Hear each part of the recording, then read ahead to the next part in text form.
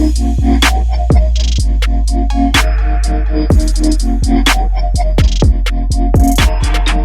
guys, Dr. Decks here. Today we are trying to finish our upper deck framing.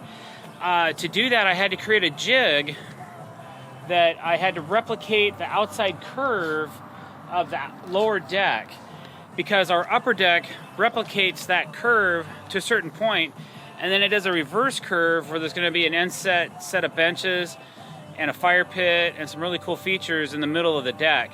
But the first thing I had to do is figure out, okay, what sections of the deck have to be matching of this curve. So what I did was I cut up a bunch of plywood pieces, screwed them together, put them on the outside of the deck,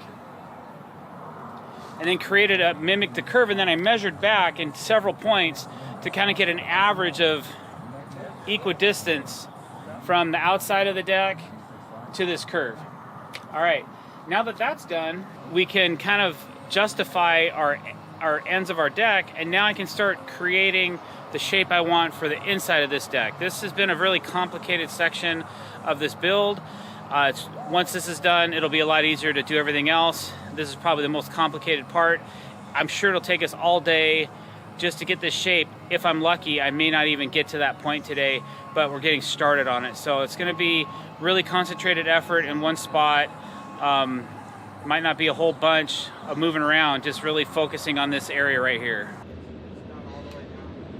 So yesterday we took the jig and we were able to create the shape of our curve, and then we cut all that back, and then we installed a bunch of flat surface blocking that we need for all of our curved surface borders. So we're gonna have a curved surface border in here, and then we have all of our field decking as well that's gonna get laid and installed. And then we put a piece of PVC around the outside of that, so we have a nice smooth curve to work against when we're creating this curved surface border. So that all got finished up, so that frame's complete, and we have a lot more blocking to do next week. But for now, we're trying to finish the shape of the deck. So we're trying to get the outside shape kind of buttoned up, and then we can start focusing on all the interior work that needs to be done to support all of our surface borders and our curves and all that kind of stuff. What's this? We're running auxiliary support beams in between our main beams to catch the load of some of the joists when we're creating this curve. So that's what's up right now. Once we get these set, then we can finish joisting this area out. Need to bang this over or make it level. I look pretty good. That worked pretty good. Oh shoot, that was too much. Sorry, Andy.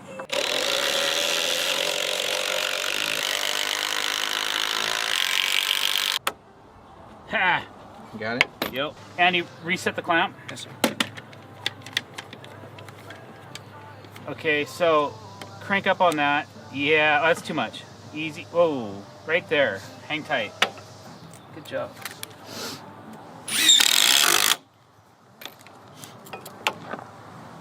Perfect. Good job. What was the issue over here? Okay, so as we're installing these beams, it's just nice to have them kind of level. And when you're doing angles and you're throwing stuff together and you put it on, the beam wants to twist a little bit, one way or the other. So all we're trying to do is take the twist out of it. We're using a clamp, and he's cranking on that clamp to kind of get it to level, and then I'm running the fastener in to kind of lock it into place. Now that it's locked into place, we can add our metal, we're gonna add metal straps to each side of each beam, because that's what's called for on the plan for the inspector, for our inspection for final. So we have to have metal to support each one of these beams these auxiliary beams that are going in between our main beams.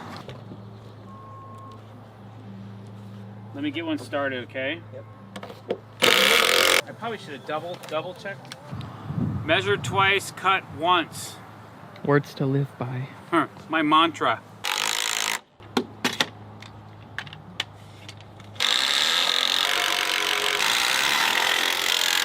Sometimes when you're framing, you gotta notch stuff. So we're setting up a jaw horse, which is a cool way to hold something steady. And I'm gonna have to make a chainsaw cut. I'm taking out this section of this post so that I can notch it up against a joist. It's gonna go like this, and there's a joist running this way, and there's a joist in the way for me being able to mount this post underneath that beam that I was just working on.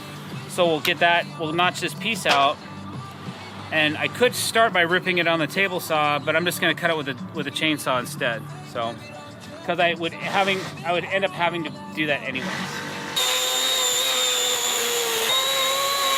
Oops, getting a little out of wiggity here.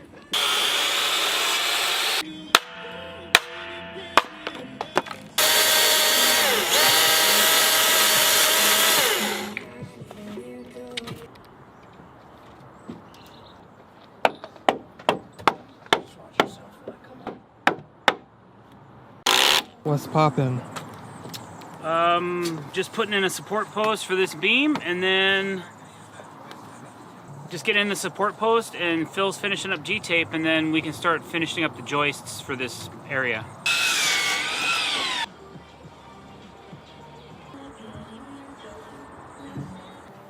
That's too high. So something that we battle quite often while we're building is dealing with different thicknesses of lumber and their shrinkage rates.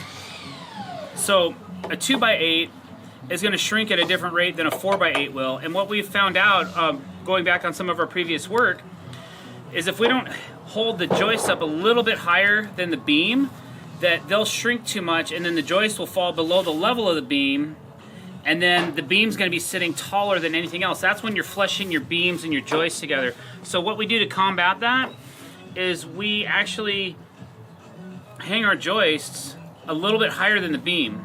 So my philosophy is that this joist is going to shrink, and when it does, it'll be at the same height as the beam after the deck is done aging. And I've done this because we've had several projects where, not several, we had a few projects where the joist shrank because we flushed everything out, and then the beam is sitting up higher, so this one deck board appears to be taller than the rest.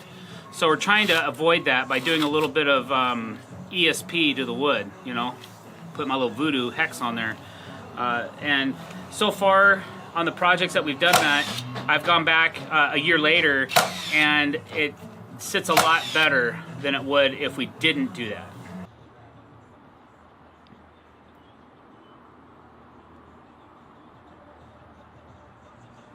What did I miss while I am gone? While you were at Mimo's? Yikes. Well, we finished figuring out our layout, and For what? for our joists, for the deck framing, and now I'm starting to mark some stuff out. I'm going to cut some things to finish. We're going to slap up a few things, and then we're going to start cutting some curves, and hopefully start putting in some surface blocking, and then bend a piece of board in here to kind of get this circle going. And I mean, that would be a great end of the day, so we'll see how that works out. What specifically are you doing now? I made these joists long, so right now I'm just I squared this up to the deck, and that's where I'm going to cut these off, and then we're going to put a plate up here so that we can move the hot tub back over.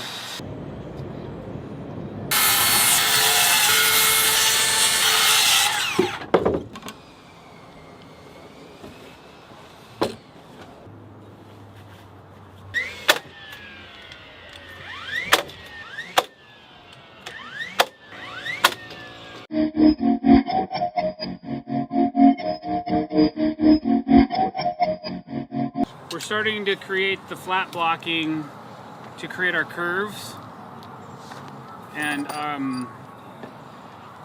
for our surface borders, for our field decking, and the shape of the deck. All right, so what we're doing as far as this frame goes is kind of unconventional. It's probably a more expensive way to do it than what traditionally most guys do. Most guys would run joists from this joist out over the beam and create a grid that way, and then add more blocking in between that to create their curve. But I don't do it that way. I actually create a lot of flat blocking, and then I draw my curve on it, and then I cut it out, and then I have a really great shape for the outside of my deck. Everything's solidly blocked, so there's no areas that the board, the heat modified board, or any other board is going to dip or anything like that. Plus, it gives me a place to catch my fill decking, which is coming this way. So it's a lot to think about. The way I frame this addresses 3 or 4 different subjects that you'd have to address framing it conventionally. So this is kind of an alternative way to frame, but I'm kind of a progressive, aggressive type builder, so I'm always pushing my luck, always pressing the envelope. So I feel this is a strong way to do it.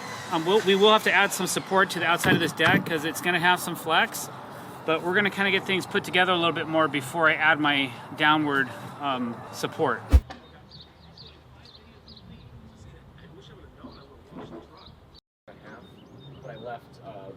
Hey guys, Dr. Dex here. I'm here with Michael from a company called Blaklader, and they make some really awesome construction wear, and I'm really partial to it. I'm wearing one of their pairs of shorts right now, and it has these really sweet pockets, so I don't have to have an apron on because I can have everything I need and all these different accessories all over. So you guys see me wearing these, especially in the summertime, because these are shorts, but they also make pants length as well.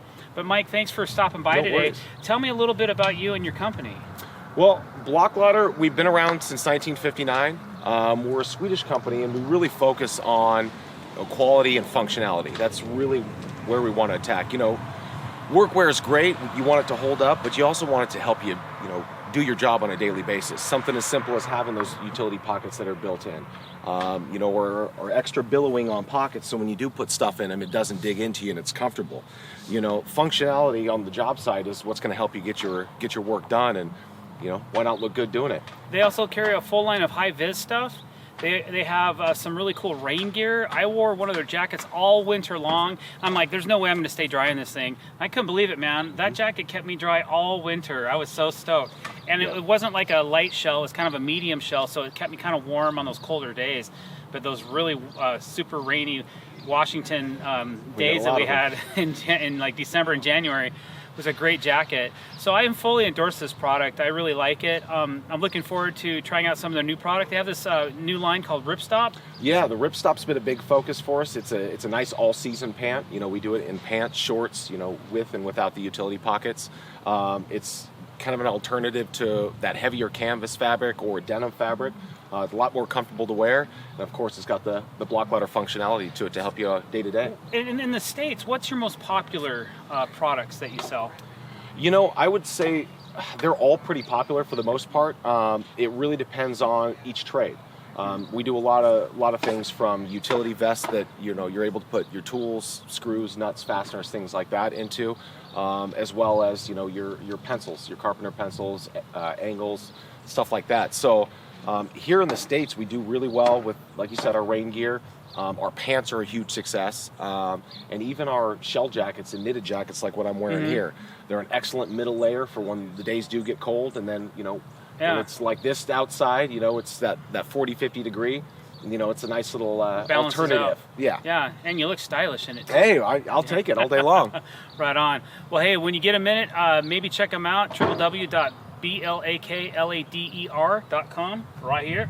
You don't have to do the Motley Crue A or anything like that, but it's It's not in there. Motley Crue has under the U. Yeah. Over the U. The umlauts. Yeah. Anyway, sorry. Give them a follow. Check them out. I know they're on Instagram. And what are the social media platforms? Instagram.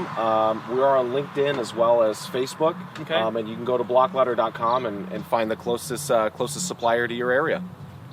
Thanks, Mike. Hey, I appreciate it. All right.